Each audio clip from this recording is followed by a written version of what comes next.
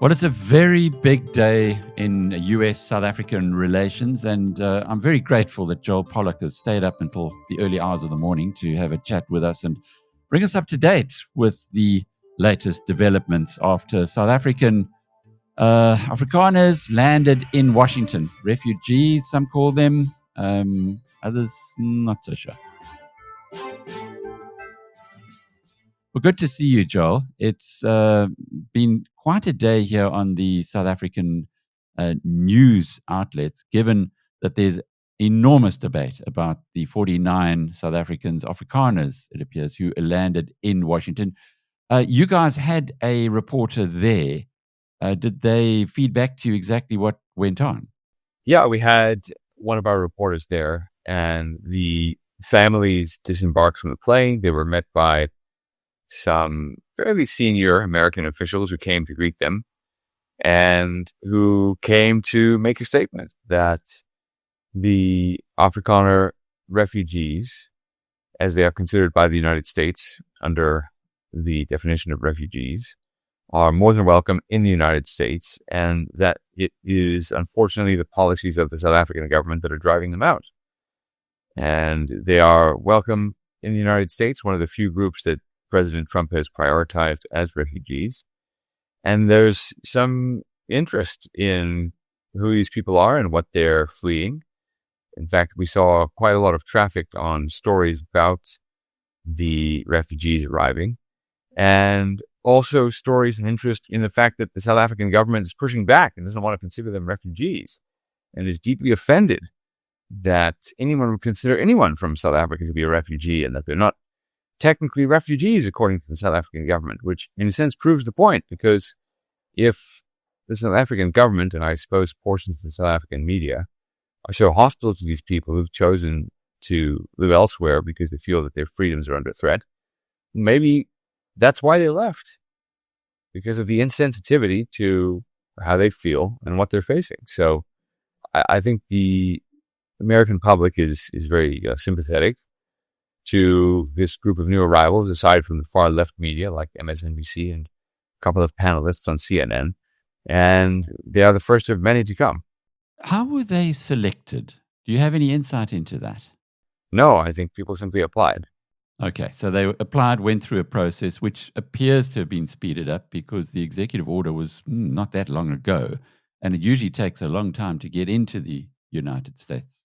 I don't know. I know that the U.S. Embassy staff in Pretoria were very helpful, and people reported that they have been welcomed. And yeah, I mean, I think that the president took an interest in what these people are going through.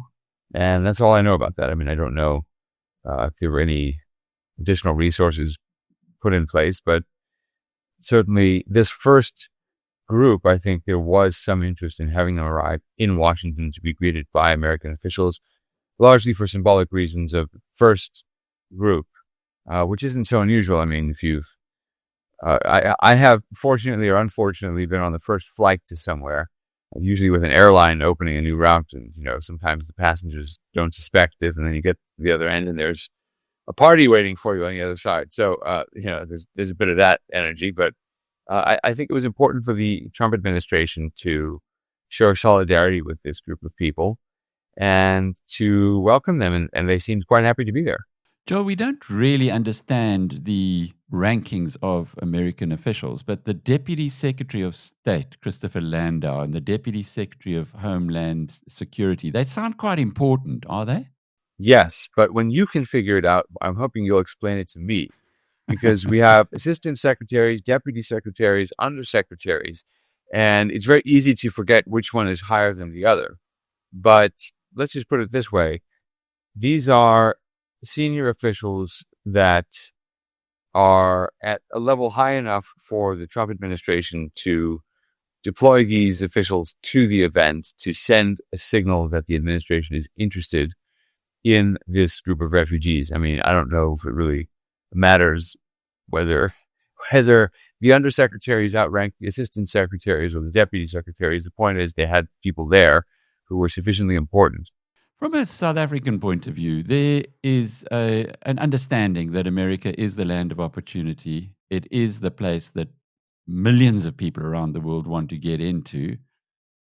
And I guess there's some skepticism here that the people who have applied for this are really just using an angle to get into the US. To get a green card and to get US citizenship 5 years down the line is a huge prize for many people, not just in South Africa, but around the world. How would you react to that skepticism? Well, I don't think that's true, but if it were true, so what? I mean, we've had 4 years of Joe Biden letting anybody into the country who managed to make it to the border or to overstay their visa, many of whom were people who had no real interest in the country, but simply were taking advantage of loopholes, some of whom were criminals, some of whom had been previously deported, many of whom instantly went on social welfare programs and started accepting government benefits. And in South Africans who typically emigrate, even if they're not refugees, you tend to have very hardworking people who come to the United States and contribute. I mean, my family's one of them. I hope to think it that way. And there are plenty of South Africans who are making their mark in other ways. And for a long time, South Africans have had trouble entering the United States. It's been easier to go to other Anglophonic countries. And I suppose the attitude is, well, if that's how some people choose to use the opportunity, so be it. But the executive order is specifically aimed at Afrikaner refugees. I understand that there are other people who may be eligible. And South Africans of all races tend to be very hardworking and committed and community-oriented when they leave South Africa and come to the United States. It's just that the South African government and institutions are unfortunately not set up to encourage talented people to make the most of their skills and hard work because of policies like BEE, and in the case of farmers, because of land reform and the threat of expropriation. So I think it doesn't really matter. I mean, if people are taking advantage of it, then fine. Joel, you know the country very well. Is this the right way to change things in South Africa? You know, it's desperately needed. There are millions of us here who work every day trying to make a difference. Is being antagonistic, is giving refugee status to people in this way the right way to actually get the South African government to change? Or from your understanding of politics, might it just harden issues? Tell me something. If you're an Afrikaner farmer living in the Free State, and you have the vote, and you show up to vote every 5 years, what changes? If you're a white South African any South African living in a city, and you turn up to vote every 5 years and you vote, what changes? It's the same question. Well, hang on. Exactly. In Nothing Cape Town, changes. the government changed. In Cape Town, there was a change in 2006. And in the Western Cape, there was a change in 2009. And in Gauteng, there's a prospect of a change. I mean, you have these funny coalitions that fall apart. But if you're a farmer living in Limpopo province and feeding the rest of the country, but the party you vote for gets 10% of the vote every 5 years, I mean, do you really have democracy? Do you have any sort of self-government? And do you have any prospect of seeing a change? Now, the other thing is, refugee status has managed to grab the attention, not just of Americans, but of South Africans as well. Has anything else worked? I mean, look at how the South African government reacts to this and anything else, really. 30 plus years of this. How many more years must these people wait? And how many generations have to bear the burden of apartheid before things actually return to some sort of normalcy? And yet you've got an expropriation act that was recently passed that this family or these families who arrived and their children have to deal with. And how does a farmer today know that what they're trying to leave for their children is going to be there? And yet they're told that the land they live on, that they may have bought or their parents may have bought, is somehow theirs only because of apartheid or because of colonialism. How does one undo that? How does one go back to 1913 or whenever and tell one's grandfather or great-grandfather not to bother because you'll leave this moral burden for your children and great-grandchildren whose only sin really is to work as hard as they can to feed the rest of the country? I mean, farming is not an easy business. Nobody hands you success. I mean, yes, more than a century ago, people handed white South Africans land that belonged to black South Africans, and that's bad. But subsequent generations don't wake up in the morning and watch the corn growing for free. I mean, farming is incredibly difficult. And now South Africa is telling those farmers, we're going to take away their land, possibly for nil compensation. And there's nothing they can do about it. If they show up and vote, it doesn't matter. And they ought to be grateful that the majority population even allows them to exist. To me, it's an untenable situation. And watching the way South Africa treats the Jewish community as a member of that community, I'm a Jewish person and my family are South African Jews. I mean, what do we do about that? What does one do? You can't approach them with logic. You can't approach them with reason or even international law. How many South African government ministers have objected to Hamas holding civilian hostages in flagrant violation of international law? How many of them have objected to the Red Cross failing to show up for these hostages except on the day of their release by these monsters in hoods? I mean, what do you do? This government doesn't listen. And so the only reason I think the United States hasn't given Jewish South African refugee status is that Jews can go to Israel. And so people can choose to stick around in South Africa and make the best of it. And I think there's an admirable quality to that choice. I think there is a prospect for change in South Africa, and I applaud the people working to do it. But for some people, change is not going to come quickly enough.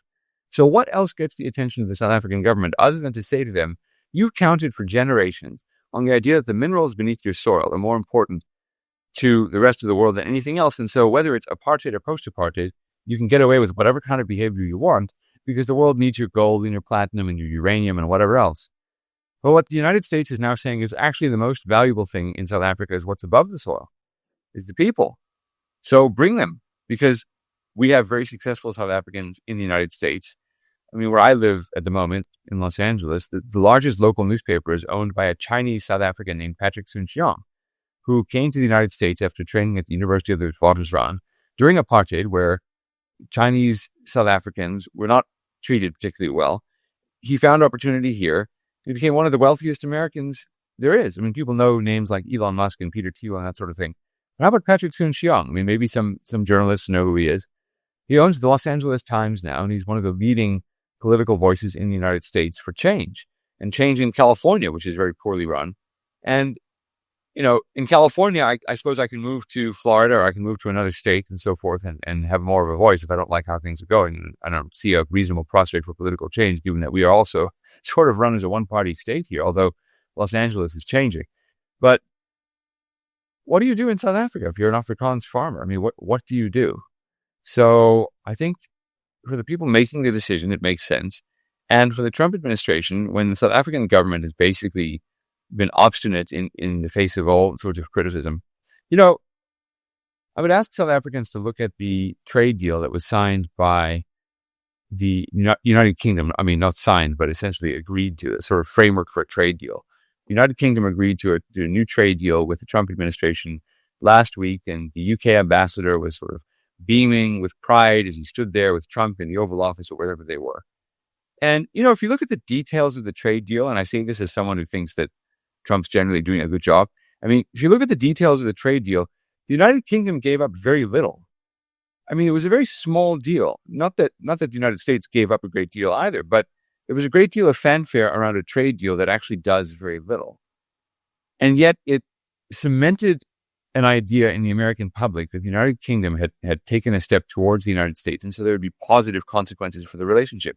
The South African government couldn't even manage that. They couldn't even manage the smallest bit of compromise. Instead, they just told Trump he was misinformed, and sometimes they told him he was a racist, and sometimes they told him that they're not changing any of their policies, including things that might benefit South Africa, like dropping the International Court of Justice case against Israel, which is absurd and it's a moral stain on South Africa, or whether it's amending the Expropriation Act so that South Africans can be assured that their property is intact. I mean, the South African government wouldn't even do the small things necessary to move toward the United States. So it seems to me this policy is entirely necessary and proper, and that Trump's doing the right thing. And I don't fault anybody who loves South Africa for leaving South Africa to take advantage of opportunities when nothing they do in their particular corner of South Africa is going to make a difference. You can wait another 30 years, or you can make a better life for yourself. And it is interesting to me that the South African government is all in a twist about this, because maybe finally this will get through to them, but I don't know. So, we await the next South African election, I suppose, to see what happens. That's 4 years from now, and we'll see. I mean, I thought South African voters really chose change in 2024. And there was a government of national unity, there still is. But what has changed? So I think that South Africans deserve better, and that the Trump administration cares enough about South Africans to try to change the way that conversation happens. And here we are. It's such an interesting point of view that you're expressing there, Joel, because quite often when one has this discussion in South Africa, it's all about, well, we need to get political change. We need to change things at the ballot. But the government, there's no question that this is a very incompetent and corrupt and very bad government. But it isn't something that is easily shifted. However, there is a move in the right direction. But, the moral issues that you've spoken about here, what about, we have the highest rapes in the world. What about the people who are victims of gender-based violence? If there's just so much wrong in South Africa, it feels to many of us here that this is something that's been driven by lobbyists who've done a very good job, and well done to them, because they've brought the plight of farmers, and particularly Afrikaner farmers, to the international community. But there are similar plights for many, many other people in this country because of this really bad government. So I guess the question to you, putting all of that into your experience and your unique knowledge of knowing both countries so well, is where's the solution for those who do have to wait 4 more years until they can vote this government out? Obviously, the United States can't take everybody in who's dealing with a bad government. In fact, the Trump administration has ended a lot of refugee programs that I think were being abused, frankly, but fine. Even some meritorious ones, the Trump administration has ended those. And, we can't solve every problem in the world. And look, we have our own political systems at times that are in similar positions. I mean, I mentioned my state of California. We have, in a sense, a rich form of one-party rule that is dysfunctional. I mean, we have, by some measures here in California, the world's 4th largest economy and still growing. And people come here, talented people, because there's money to be made and there are things to be discovered and connections. And it's an economically dynamic and exciting place, but it's becoming more and more unequal, and the public services are declining. And eventually, you run out of other people's money, and you run into situations that I faced, where my community essentially burnt down because of poor public services that were not being provided properly by the city or the state. And the state's now in its 2nd consecutive year of massive budget deficits because we've elected a government based on ideology rather than on competence. But you're starting to see a change at the local level. In Los Angeles, we've thrown some of our incompetent people out of office in the last year, and that trend is continuing. But at the same time, if I want to, I can pick up and leave and go to Florida. And Florida is a very well-run state. And the dominant ideological group in California, who tend to be on the left and Democrats, they still view Florida with contempt, not realizing that it's passed them in almost every social and economic indicator. And, that's where a lot of the brightest Americans, not just from California, but also from Chicago and New York, are moving, because they're given greater freedom. They have no state income tax, and they're allowed to be who they are. So we have this internal process. You have it to some extent in South Africa. I mean, South Africans are flocking to the Western Cape, which is a place where political change has happened, and it is run by competent people. When I go to South Africa, it's always striking to me that Cape Town feels better than when I remember it 20 years ago, and Johannesburg feels much worse. The fact that Cape Town is succeeding tells you that it's possible, that South Africans can change their society. Why this particular group? Because Afrikaners, for various reasons, including history, have been targeted, and they are presented both within South Africa and to the rest of the world as a group uniquely undeserving of sympathy. And it's because of apartheid, and it's because of what was done in the name of the National Party and in the name of Afrikaner nationalism. And I think people had a certain tolerance for that for a while. But now it's more than a generation out, and the majority of South Africans were born in freedom. And yet you still have this kind of attitude that Afrikaners don't matter. It's the one group that really isn't allowed to express itself politically, and that's under this constant cultural pressure from people who want to undo Afrikaans schools and change the curriculum at Afrikaans speaking universities if those universities happen to excel and have good reputations. And, it's eventually reached the ears of some policymakers in Washington who said, enough is enough. I mean, I think South Africa's pushed it too far. I just think they've pushed it too far. And that's why we are where we are. I mean, it's not just the fact that there are influential voices and people who've been successful at presenting the case. I mean, when you say even a word like gender-based violence, I mean, what is that? What is gender-based violence? We don't. No, the rape of women. You know, Joel. Come on, go and have a look in. I know, but it's what the happens. Terminology that South Africans use, or which I would say terminology that has been imposed on South Africa by a government steeped in bureaucratic language that is ultimately derived from Soviet-era lexicography. I mean, it's the abuse of women. Let's use English words. Amen. The abuse of women. And that is something that is harder to talk about than gender-based violence, which is abstract. Why are women abused in South Africa? Why? What are some of the cultural reasons women are abused? And I know South Africans talk about this, but when it's abstracted to this level of gender-based violence, it's sort of like, how does one in that position even begin to articulate what is necessary to solve the problem if you cannot use the simple English words that are necessary to address the problem? And so you're right. There are millions of South Africans who feel voiceless, but, we cannot have half the population of South Africa move to the United States as refugees. There is this group that has been singled out, and not just for gender-based violence, but for all kinds of things. And they've gone unheeded. I mean, and look, I'll also say this. You have some very effective lobbyists in Washington, D.C., and AfriForum and other groups have done a very good job at presenting the Afrikaner case. But you also have a very effective lobbyist in the person of one Julius Malema, who gets international attention when he holds rallies on Human Rights Day and says, shoot the farmer, kill the Boer, shoot to kill. And then your constitutional court refuses to take up the case. Now, we don't have hate speech laws in the United States. We have a much more libertarian approach to freedom of speech. And even under our laws, he would be arrested for incitement, because incitement is not protected by free speech anywhere in the world, including in the United States. To get up and tell a crowd of people to kill another crowd of people based on their race and their ethnicity. Now, he may not be in the government, but that's not a distinction that's easily made from abroad. And his party is in some governments in the in South Africa. So people are attacking AfriForum and the Afrikaner leaders who've gone to the United States to make their case, maybe because it's easier than attacking Julius Malema. If you want my opinion, that man belongs in jail.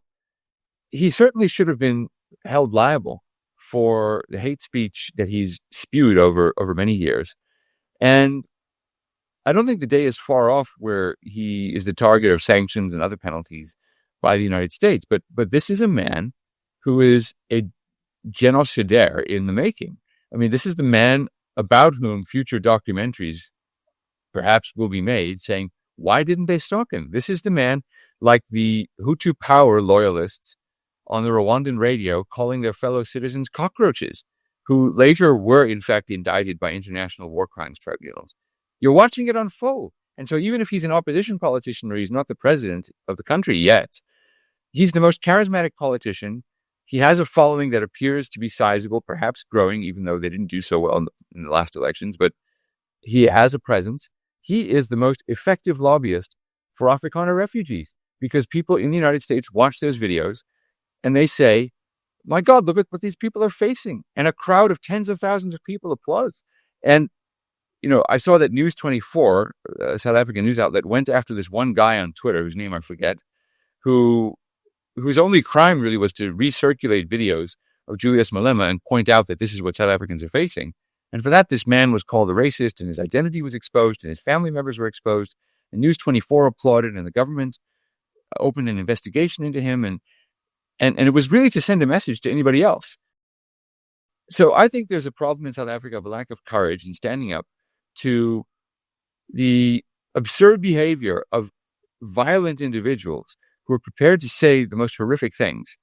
And I think that, if you had a chance to stop Adolf Hitler when he was still bellowing in beer halls in Munich, I think it would have been good to do so, but Germans didn't.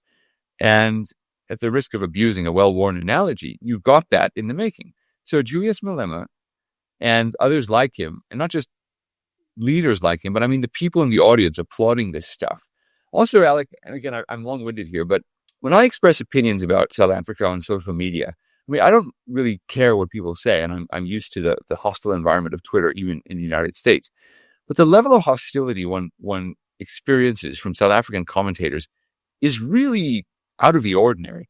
And I've seen news anchors on South African television say the most shocking things about Afrikaners who are taking up an offer to resettle in the United States, that it makes it absolutely clear why they're leaving.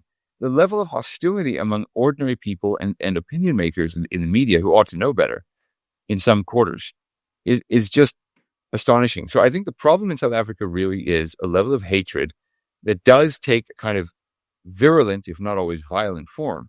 And that really is your lobby. Look to Julius Malema, look to the news media and how they're treating ordinary people raising basic grievances. And then you'll understand why there's a sympathetic ear in the United States, because we see those things as well, and they circulate very quickly on social media. Very, very interesting point that you brought up about the media, about other things. But I'd like to try and end off on a positive note, if possible. I had a great chat with Jordan Hill-Lewis, the mayor of Cape Town, last week. He's a great guy, and although he probably doesn't want me saying so, because I'm not so popular in South Africa. But he's great. Yeah, he doesn't mind about that.